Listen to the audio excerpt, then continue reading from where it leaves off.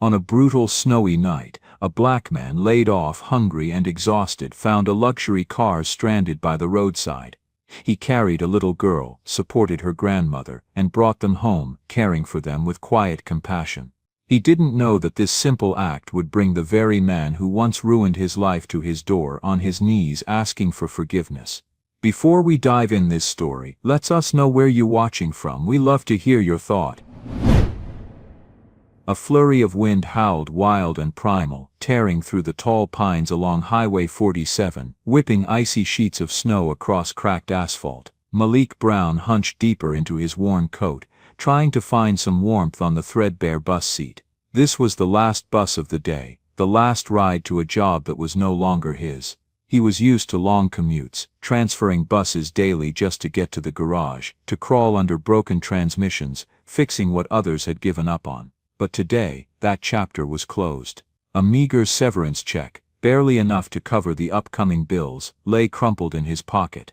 New ownership, the manager's brisk voice echoed over the phone, hollow and detached. They're downsizing, especially the old guard. I'm really sorry, Malik. Malik knew what downsizing meant. It was a polite way to sweep away men like him, men who'd poured their lives into a place that now deemed them obsolete. Whispers had spread about the new company, a massive conglomerate swallowing smaller businesses. The man at the helm was rumored to be cold, driven only by profit. He was no stranger to this type. He was used to being underestimated, pushed aside because of his skin color, because of prejudices that labeled him lacking flexibility and adaptability to new technologies, due to an inherent attachment to old methods.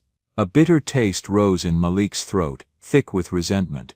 That bitterness deepened as he recalled a painful past, a wound that never truly healed. His wife, Sarah, had been gravely ill. He'd rushed, submitting an urgent medical aid request to the company where he'd spent his youth. At that time, the company had just changed hands a few months prior. New policies were being implemented, and everything was scrutinized more rigorously, in a mechanical, cold way. The request was flat out denied, citing failure to meet policy criteria. This case is not a priority, a cold voice from HR had told him over the phone, despite his pleas, his explanations of Sarah's urgent condition. Not long after that decision, he lost her. His wife's death, in part, was due to the callous, inflexible nature of a system, a policy Malik believed had pushed his wife to her end. That heartache, still fresh, ached whenever he thought of it. His stomach growled, a hollow ache that had plagued him all day. The few crumpled dollars in his wallet wouldn't even buy a decent meal. He closed his eyes, picturing a couple of sprouted potatoes and a can of beans left in the cupboard. That would be his dinner, a meager meal to ward off the cold creeping into his bones. He looked out the bus window. The storm had arrived with sudden fury, even for a Montana winter. The thick snowflakes now fell in solid white sheets, blanketing everything. The final bus shuddered to a halt, and Malik stepped out. The blizzard was now a full-blown maelstrom, a menacing, furious beast. The wind didn't just whistle, it roared like a wild animal, tearing icy snow into his face, swallowing almost all visibility. He tugged his old worn backpack higher on his shoulder, trudging down the deserted road, each step a struggle against an invisible current. He just needed to get home, quickly make dinner, and forget this terrible day. The road ahead was a blank slate, tire tracks disappearing almost instantly beneath the newly accumulated snow. Then, out of the corner of his eye, a shape, a faint orange glow, flickering by the roadside. Emergency lights. Malik's senses immediately sharpened. He cautiously approached. A black Range Rover lay tilted in a snowdrift, its rear wheels half buried, its engine silent as death. As he got closer, a knot tightened in his stomach. He saw no movement inside the vehicle. Malik walked over, the cold slapping his face like a physical blow. Snow flew across, stinging his cheeks. He went around to the driver's side and saw the car door ajar. Amidst the raging blizzard, an elderly woman, frail and trembling, stumbled desperately, trying to find help in the stark white night. Her mobile phone, her only link, had fallen and shattered, dead. She was utterly helpless. Meanwhile, a little girl lay motionless in the cold back seat, her face pale, her lips blue from the bitter cold. Her unconsciousness indicated her critical condition. Between the biting cold and the howling blizzard swallowing everything, the grandmother and granddaughter had no shelter, no means of communication, and were slowly succumbing, facing death from hypothermia. The scene revealed the fragility of life amidst unforgiving nature. "Hey ma'am," Malik yelled, but the storm swallowed his voice. He ran to her, his heavy boots crunching through layers of snow. The old woman collapsed into the snow. Malik quickly helped her up. My granddaughter is in the car," the old woman rasped, her voice hoarse, her finger trembling towards the Range Rover. She's frozen, not moving anymore." Tears streamed down her wrinkled cheeks. "We were on our way back to the city from the ski resort. When the blizzard hit too fast, the car just broke down in the middle of the road," she explained quickly, her face pale from cold and fear. Malik immediately returned to the car. Through the fogged-up window, he saw a small girl lying motionless in the back seat, her face pale, her lips blue. She was unconscious, without a moment's hesitation, despite his own exhaustion, the gnawing hunger, and all the prejudices he'd faced. A strong surge of compassion welled up inside him. He flung open the car door, scooped the little girl up, holding her close to transfer some of his own body heat. He turned back to the old woman, helping her up. "Let's go, ma'am," Malik said firmly. He took off his only woolen scarf, an old faded one, but still warm with his body heat, and carefully wrapped it around her neck. "Here, put this on to stay warm." Malik carried the little girl on his back, a soft, ice-cold bundle, while his other arm supported the old woman, who stumbled alongside him. Each of his steps sank deep into the thick snow, the weight of 2 lives pressing down on his tired shoulders.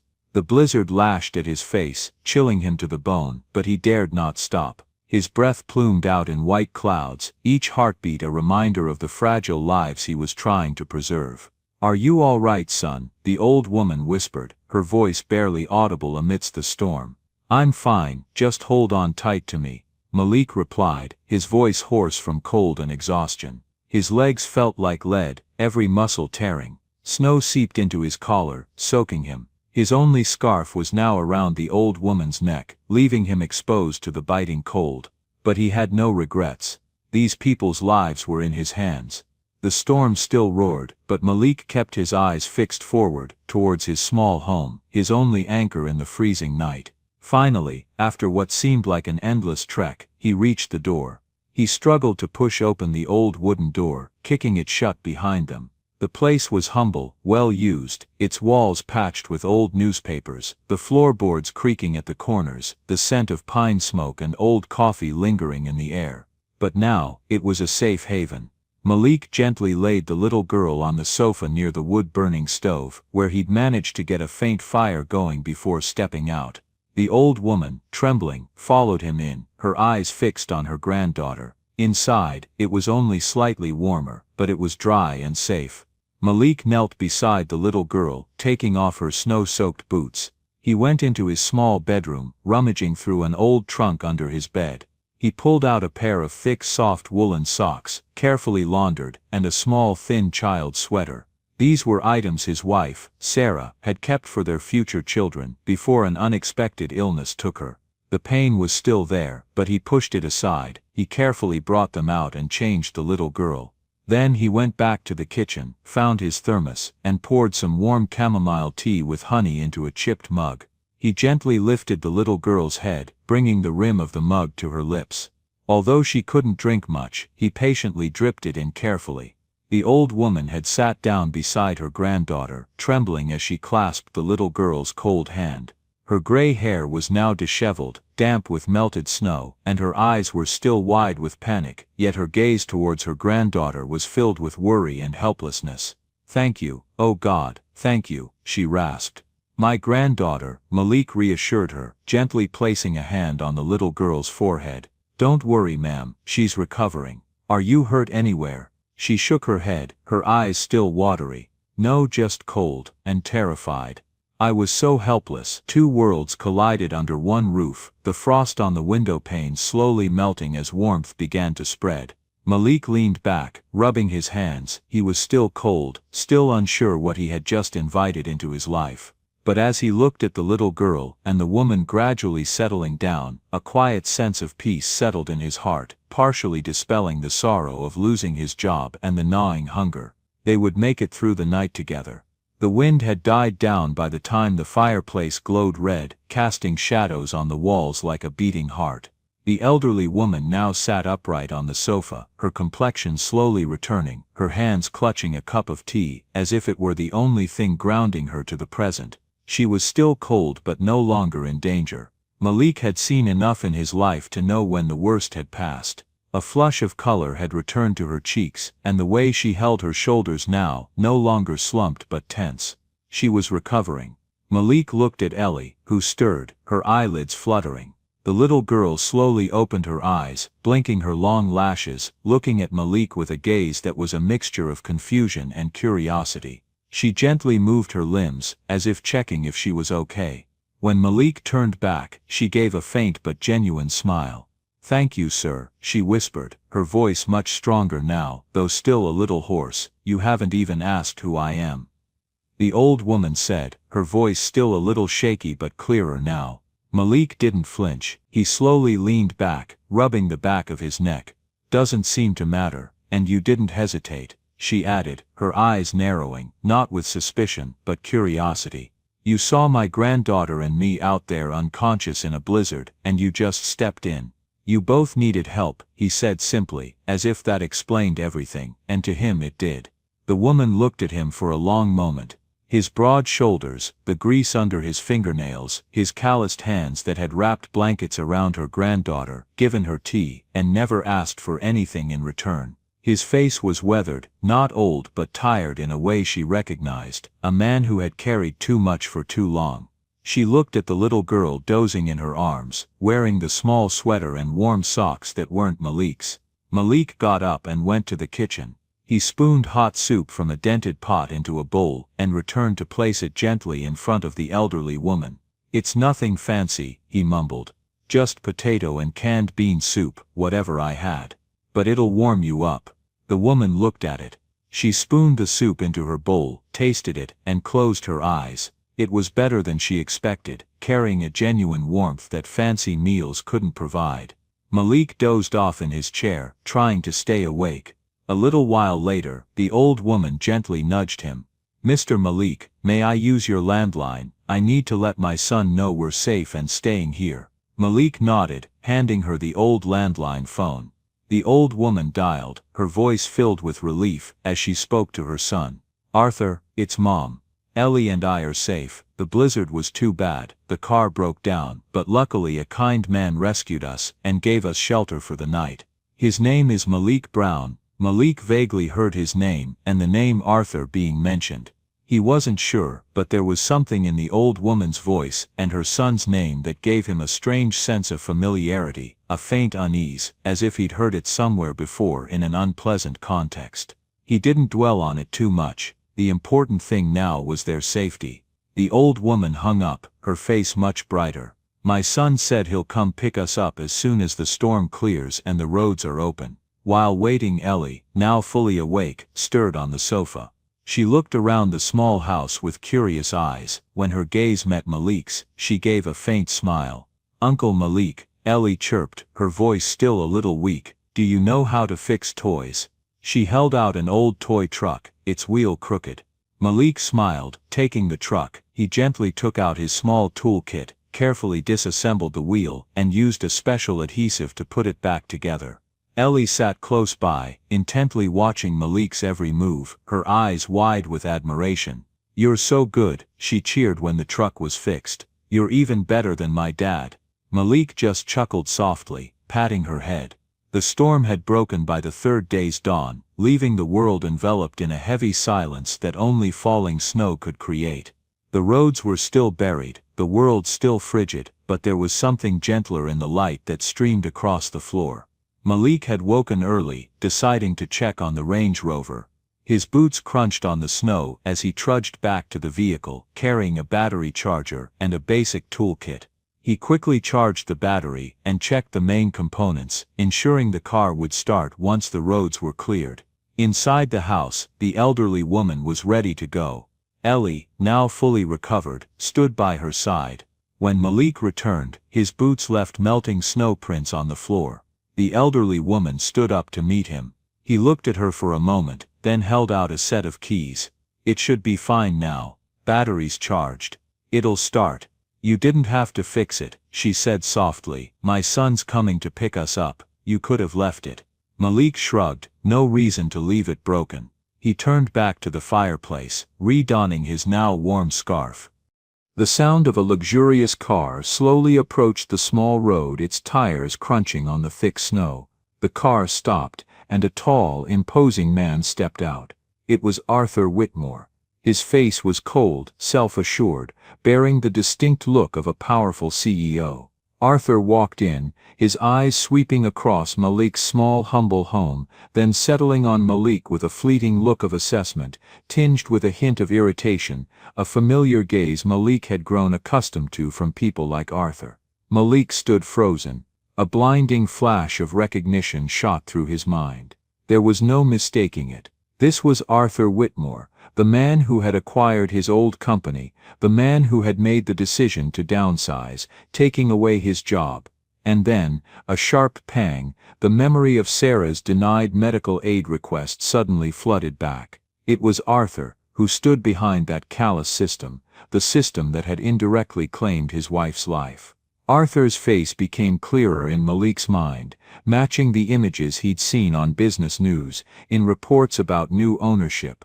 A bitter, choking realization rose within Malik. Arthur strode forward, his eyes sweeping over Malik's small house, then resting on his mother and daughter. "Mom, Ellie," Arthur exclaimed, his voice filled with relief. He hugged his mother tightly, then turned to his granddaughter. "Are you all right?" "I'm fine, Dad," the little girl chirped. "Uncle Malik saved me and Grandma." Arthur looked up at Malik. He frowned, trying to search his memory, then suddenly recognized the face from hundreds of HR files marked staff reduction. The moment he realized his family's savior was the very man he had coldly dismissed, a sense of shock and bewilderment, mixed with embarrassment, began to creep into Arthur. He knew he had fired him, had considered him obsolete, and now he was the one who had saved his family. Malik looked at Arthur, his gaze unreadable, without a trace of resentment, as if he had never been fired by him or indirectly suffered due to his policies. He just stood there, calm and silent. Arthur took a deep breath. He pulled out his wallet, taking out a thick wad of cash. "Here's a little to thank you for your kindness and help. This is what I can do right now." He held out the money to Malik, his eyes still holding a hint of superiority, as if money could solve everything. He hadn't truly grasped the significance of the act. Malik looked at the cash, then gently pushed Arthur's hand away. "No need, sir. I didn't save them for money." His voice was steady, unwavering. Arthur was stunned. He was used to everything being purchasable with money, but in the face of this unconditional kindness, money became meaningless. He stared at Malik, his usual arrogance slowly dissolving, leaving him with a sense of bewilderment and an indescribable feeling of humility. For the first time, Arthur felt small before a man he had once disdained. Arthur, his face still bewildered, tried to compose himself. "Malik, I'm truly grateful to you. I don't know what to say."